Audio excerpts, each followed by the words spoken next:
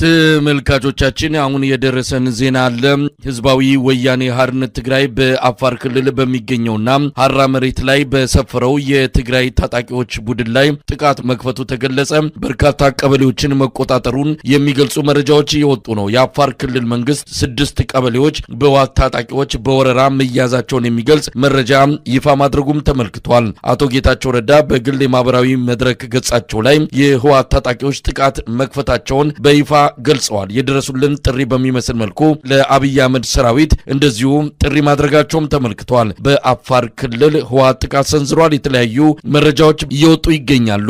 በአካባቢው የሚኖሩ የአፋር ተወላጆች ቀያቸውን ለቀው እየተሰደዱ እንዳለም ይነገራል። የዘውትር ተሳታፊያችን ማምሻውን የተሰበሰቡ መረጃዎችን ይዞ ሊያካፍለን መስመር ላይ ይገኛል። ምንድነው የተፈጠረው? ጦርነት ተጀመረ ወይስ ምንድነው ያለው? እውነት ነው መሳይ፣ አሁን ማምሻውን ነው ጦርነት የተጀመረው። ግን በጣም የሚያሳዝነው ነገር የአፋር ህዝብ ከዚህ በፊት የሐራ መሬት ላይ ሰፍሮ የነበረው በፌዴራል መንግስቱና በነጌታቸው ረዳ የሚታገዘው የትግራይ የሰላም ኃይል የተባለው ኃይል በክልላችን ውስጥ እኛንን ተረማምዳችሁ በእኛ ክልል ላይ ስልጠና ወስዳችሁ ተደራጅታችሁ የትግራይን ህዝብ ወይንም ህወሓትን ልትወጉ አይገባም በማለት ተቃውሞ ሲያስነሱ ነበረ። ነገር ግን በፌዴራሉ መንግስቱ ገዛ የሚደረግለት ኃይል ስለሆነ አቅሙ ከክልሉ መንግስት በላይ የፌዴራል መንግስቱ እያገዘው ስለነበረ በዛ መሬት ላይ ተቀምጦ የትግራይ ኃይሎችና የትግራይን ህዝብ ለመውጋት እንቅስቃሴ እያደረገ የነበረውን ኃይል የህወሓት ኃይሎች ዛሬ ማምሻውን በ2 ሰዓት አካባቢ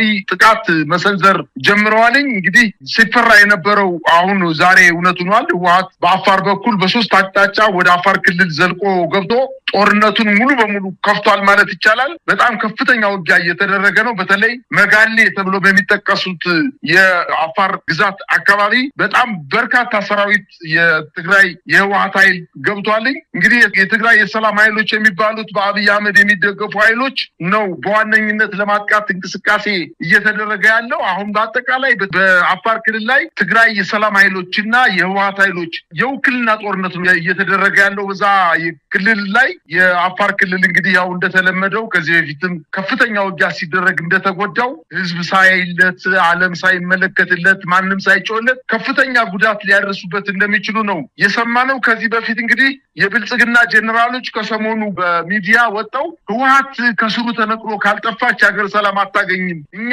የወታደራዊ ጄኔራሎችን በእጃችን አስገብተን ሕክምና ልከን እያለ ኢታማጆር ሹሙ እየተናገረ በነበረበት ሰዓትና እነሱን ለማታለልና ወደ እነሱ ወገን ለመሳብ ከፍተኛ ጥረት ያደረጉ በነበረበት ሰዓት ከዚህ በፊትም የህወሓት ኃይሎችን የፌዴራል መንግስቱ ፋኖን አብራችሁ ከወጋችሁ እናንተ ጋር ምንም አይነት ጥል የለንም፣ ህገ መንግስቱን እናንተም እኛም መጠበቅ አለብን የሚል የማታለያ ቃላቶችን ሰጠው። ህወሓቶች እምቢ በማለት ካሁን ድረስ በአቋማቸው ጸንተው አሁን ደግሞ እየጠነከረ የመጣውን በፌዴራል መንግስቱ የሚታገዘውን ኃይል ለመምታት በመጋሌ ወደ ተባለው ግዛት ዘልቀው በመግባት ከፍተኛ ውጊያ እየተደረገና በርካታ አካባቢዎችን መቆጣጠራቸውን ነው መረጃዎች የሚያመላክቱት መሳይ።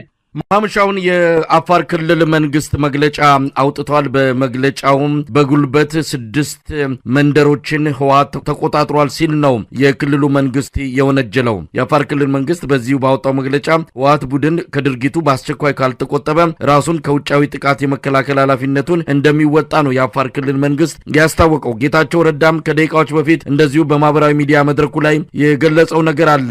የህወሓት ጦር አፋር ድረስ ዘልቆ ጦርነት መክፈቱን በመግለጽ ዋና ተጠያቂዎቹ ፍስሐ ማንጁስና ዮሐንስ ሜዲድ እንደሆኑ አመልክቷል። ህወሓት የፕሪቶሪያውን የሰላም ስምምነት በይፋ ጥሶ የአፋር ህዝብ ላይ ግልጽ ጦርነት ከፍቷል የሚል ነው። እስካሁን ከህወሓት በኩል የተሰጠ መግለጫ የለም። ታጣቂዎቹ ግን በአፋር ክልል ሐራ መሬት በሚታወቀውና በአብይ አህመድ የፖለቲካና የወታደራዊ ድጋፍ እየሰለጠኑና እየተወረወሩ ወደ ትግራይ ክልል በመግባት ህወሓት ላይ ጥቃት እንዲፈጽሙ የታቀዱ ኃይሎችን እየመሩ የሚገኙ እንደሆነ ይታወቃል።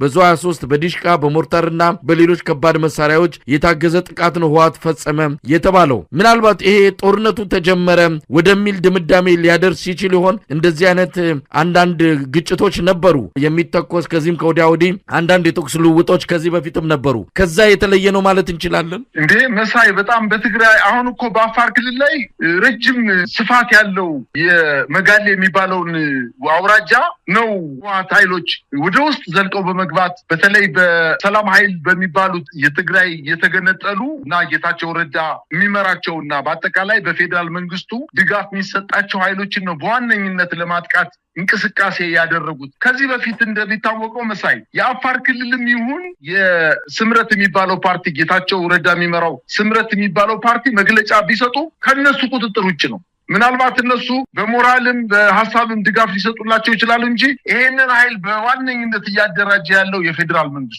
መንግስቱ በሰሜን አካባቢ ህብረተሰቡ በሰላም እንዳይኖር በጦርነት ለረጅም ጊዜ እርስ በርሱ እየተሻኮተ እንዲኖር ለማድረግና በመሀል ሀገር ያለውን የፖለቲካ ወንበሩን አስጠብቆ ለመቀጠል በሰሜን አካባቢ ያሉ ኃይሎችን እርስ በርሳቸው በማጋጨት ከፍተኛ የሆነ ሴራ ጠንሶ እንቅስቃሴ እያደረገ እንደሆነ አሁን የህወሓት ኃይሎች እየገባቸው ይመስለኛል። መሳይ በታስታውስ ከሆነ በፕሪቶሪያ ላይ ስምምነት ከተደረገ በኋላ የህወሓትና የፌዴራል መንግስቱ ስምምነት አድርገው በተፈራርመው እንደተመለሱ ትጥቃቸውን በተወሰነ ጊዜ የመጀመሪያ የነፍስ ወከፍ መሳሪያቸውን ያወርዳሉ። ከዛ በኋላ ደግሞ የቡድን መሳሪያዎች እና ከባድ መሳሪያዎችን ያስረክባሉ የሚል ስምምነት ከሰጡ በኋላ የተደራዳሪው የፌዴራል መንግስቱን ወክሎ የተደራደረው ሬድዋን ሁሴን እኛ ከሌሎች ክልሎች በተለየ ሁኔታ የነፍስ ወከፍ መሳሪያና የቡድን መሳሪያዎችን አናስወርድም፣ የትግራይ ህዝብ ራሱን መጠበቅ ስላለበት ብሎ ወደ እነሱ ለመሳብ ከፍተኛ ጥረት አድርጎ ነበር።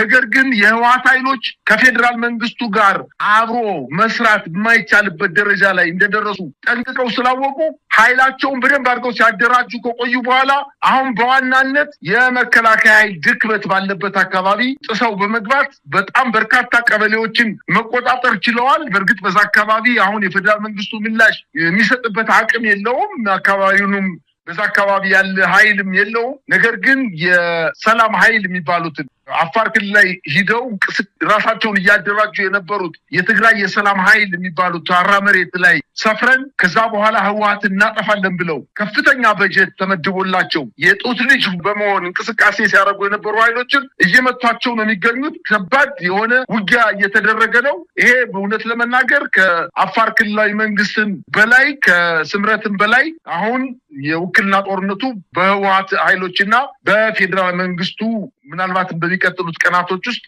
ተስፋፍቶ ሊቀጥል እንደሚችል ነው መረጃዎች የሚያመላክቱት። መሳይ ሰሞኑን የአብይ አህመድ ጀነራሎች ዳርዳር እያሉ እንዳለ ጦርነት ሊጀመር እንደሚችል በሚያስተላልፏቸው መልእክቶች፣ በዛቻዎቻቸው፣ በተለያዩ እንቅስቃሴዎቻቸው ጦርነት በዛ አካባቢ ሊኖር እንደሚችል በተለይ ከትግራይ ኃይሎች ጋር እንደሚኖር ተገልጿል። ህወሓትም ይህንን አስመልክቶ የፌዴራል መንግስቱ ዝግጅት እያደረገ እንደሆነ ከትላንት በስቲያ ባወጣው መግለጫም አስታውቋል። ስለዚህ የጦርነት ዳመና አንዣቧል። አንድ በሰብአዊ መብት ላይ የሚሰራ ተቋም እንደዚሁ በሁለቱ ኃይሎች መሃል ያለው ፍጥጫ ወደ ጦርነት ሊያመራ ከጫፍ ደርሷል ሲል አስታውቆ ነበር። ያ እንግዲህ አሁን ለይቶለት ጦርነቱ ፈንድቷል ማለት የሚቻልበት ደረጃ ላይ የደረሰ ይመስላል።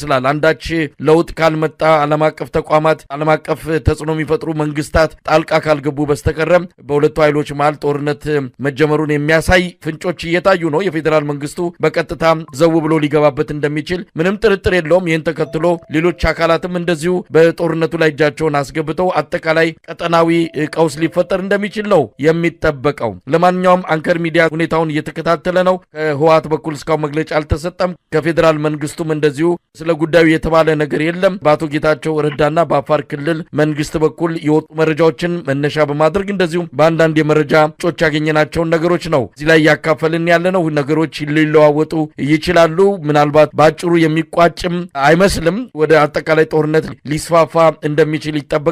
እንግዲህ ነገሮችን በጥንቃቄ መመልከት የሚገባ እንደሆነ ነው እንግዲህ በተለያዩ ወገኖች አስተያየቶች እየተሰጡ ያሉት። እንግዲህ ሁኔታውን እንከታተላለን። የአፋር ክልል መንግስት በጉዳዩ ላይ የሰጠው መግለጫ አለ።